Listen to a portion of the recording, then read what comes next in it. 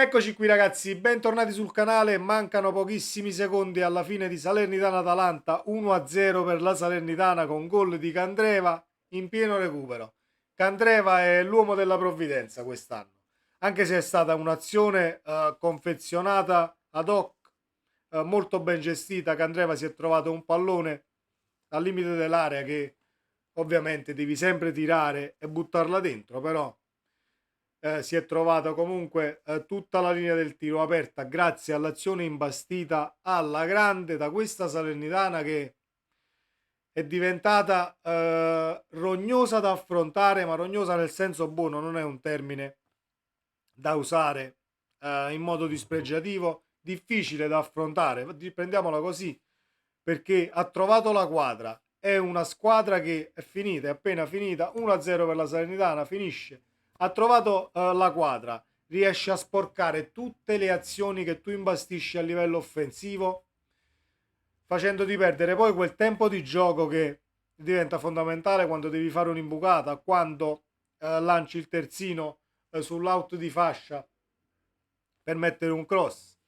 Riescono ad arrivare su tutti i palloni e sporcarli, quel tantino che basta per renderli quasi innocui.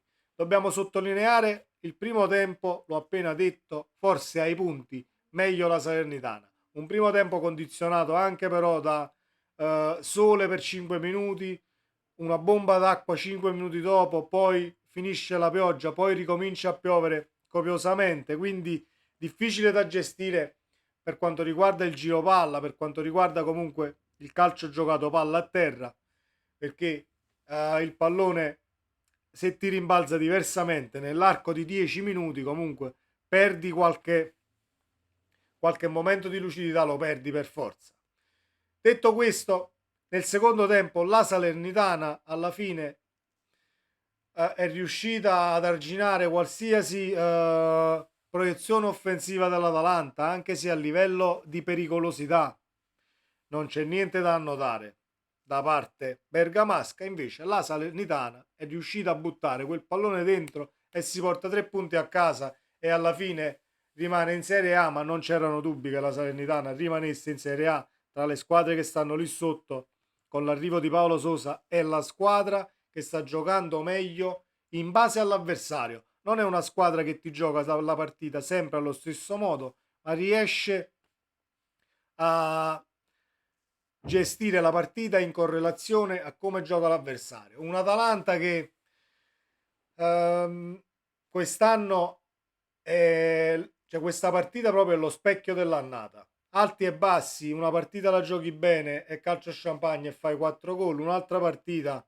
fai un po' di possesso palla, anche se numeri alla mano, il possesso palla è a favore della Salernitana in questo match, però non riesci a ricamare bene per le punte. Dal mio punto di vista, la caratteristica secondo me che fa sì che tu abbia alti e bassi durante una stagione e non trovare un 11 titolare, così come la Lazio. La Lazio è la stessa cosa, quando non riesce a trovare un 11 titolare e ci sono 1, 2, 3 cambi ogni partita, vuol dire che o non ti fidi dei calciatori che hai in campo in parte, oppure cerchi di snaturare poi i ruoli a qualcuno del tipo, che so, un Oilund che è entrato nell'Atalanta nel secondo tempo, io lo vedo più a sinistra che parte palla al piede, che spostato poi tutto sulla fascia destra come esterno, secondo me ti rende un po' meno, però puoi sfruttare la velocità, ma Oilund secondo me è forte anche anche sul corpo a corpo, nell'uno contro uno, spalla alla porta, comunque è un calciatore che può diventare completo, attenzione, perché non sono uno che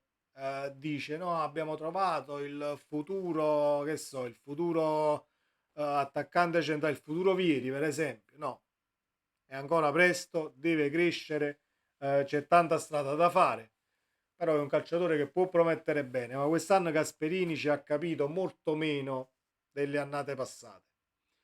Le squadre di Gasperini hanno sempre giocato discretamente bene. L'Atalanta ha sempre giocato bene nelle annate scorse.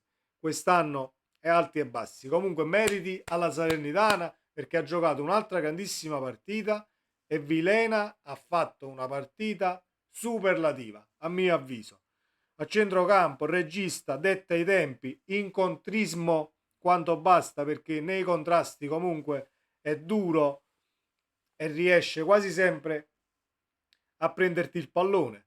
Quindi niente da recriminare a questa Salernitana e tanti applausi a Paolo Sosa che ho già fatto in diversi video ultimamente su questo canale perché poi bisogna dare a Cesare quel che è di Cesare. Meglio la Salernitana che l'Atalanta nei 90 minuti giocati. Vittoria meritata. 1-0, 3 punti in saccoccia. E attenzione a chi la deve affrontare questa Salernitana. Perché io credevo che dopo il pareggio con il Napoli mi dissi vabbè, il Napoli però ha giocato, hanno trovato il gol nelle poche azioni offensive, un paio tutta la partita. Dissi vabbè, ci sta poter pareggiare una partita del genere. Dia fece un gol esagerato, forse il suo gol più bello dell'anno. Dissi vabbè, poi vedremo nelle partite a venire, ma nelle partite a venire la Salernitana sta giocando veramente bene. Quindi tanti applausi alla Salernitana e va bene così. 3 punti a Salerno e l'Atalanta, non voglio dire saluta la Champions League, ma quasi, perché questa era una partita dove dovevi fare 3 punti per stare attaccato al treno Champions.